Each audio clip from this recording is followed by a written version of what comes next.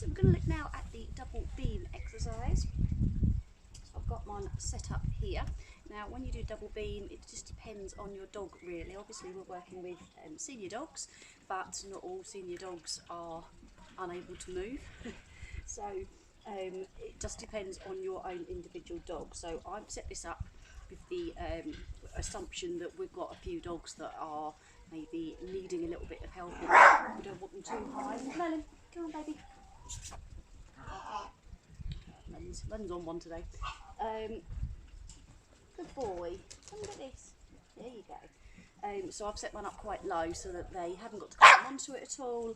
They haven't got any risk of falling off and hurting themselves at all. And it also depends on what you've got handy as well as your dog individually. So when I used to do this with Cassie a few years ago, even when she was 14, she would do this quite far off the ground, and she absolutely loved doing it. She'd climb on, walk along, come off. I'd always be there to help her, but she was absolutely fine with it, any height really. She's very comfortable with this one. So it does depend on your dog. So what you're going to need is something for your dog to put their feet on. You need two items for double beam. The idea is that they are walking with the feet on the left side on one beam and the feet on the right side on the other beam. Okay, so the first thing we need to teach them is how to stand like that. So it's a bilateral straddle, as you were. You need to think about the size of your dog's heart space, so the chest width. How do they stand? Do they stand quite close together? Do they stand with their feet quite far apart? We're going to take that into account. You can have wider boards for the beams, but the wider they are, the harder it is for your dog to not just walk on one. If they're thinner, they tend to distribute their feet and weight a little bit better. Okay. So I've just got two pieces of wood, the two pieces of tongue and groove wood. I've got a small bit of wood at the back there to put the start on, and a foam mat at the other end. I like to put something either end to help the dog straighten up and get on there first, especially when I'm using flat pieces of wood. So what we want to do, a good boy, come on, is to put front feet on like that. And just praise them for putting their front feet on. If they're comfortable with that and they're not trying to move their feet anywhere else, we can try luring them on a little bit, and then we can see if they can get on completely and see where their back feet go. Ripley has her feet exactly where I want them at the minute. I'm just going to speed that up a bit, find it. Good girl. So then I do the whole thing with her. So I do the same with Merlin. Good girl, Ripley, I know you know how to do it. So we start here, front paws on, good boy. So if you had gone a little bit skew with, come off there, I could then either adjust him slightly like that so he moves his feet. You are a good girl, but I don't really want it. Or I can actually physically move the feet. Now I can see that he's a little bit wonky there, so I'm going to take him off, straighten him up. There's a good boy, because if we're wonky before we started going anywhere, it's not going to get us very far. And moving forward a bit.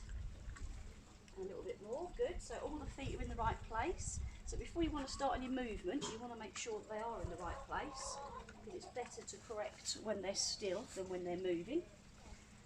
And then just praising and treating as they move along. There's a good boy. That's very nice.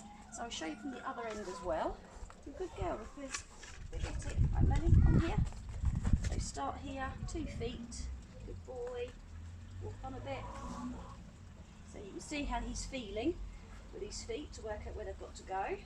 He's a good boy. Can you move the way, please? And I'm just guiding him along, checking where all the feet are. There's a good boy. Good. Until we get to the point where we can literally just ask them, hold on, to walk, and they know where their feet are supposed to go. Do you want to do it as well? And then walk on. Merlin, that wasn't very nice. Right, we can all do this. Go, please. Yes. Walk. Good boy. Okay. So this one is really good for the body awareness style of things. So you would have seen when Merlin went that way just before I got them to do it on their own. That he put his foot on and he actually moved his foot around a little bit to feel for where he needed to go. So it's really good for the body awareness, the coordination, the balance side of things, and it's also one that the dogs seem to quite like doing. A lot of dogs like walking on balance beams and doing dog walks and things like that. So this is just another version of that basically. So yeah, keep the gap quite small. You could start off a bit quite small, and then if you wanted to increase it to make it a bit harder, you can, but you don't want it so difficult that the dog is stretching like that. And you don't need it to be really, really long either. Okay? I've just got this length board because it's what I happen to have. Merlin, come here please. Good boy. You there? But it doesn't have to be this length. It can be much, much smaller to start with. So your dog's literally just put either front or back paws on. That can be enough. And then gradually you can progress it further and further. Okay? So any questions on that, let me know. But let's have a look at your balance beam, double beam.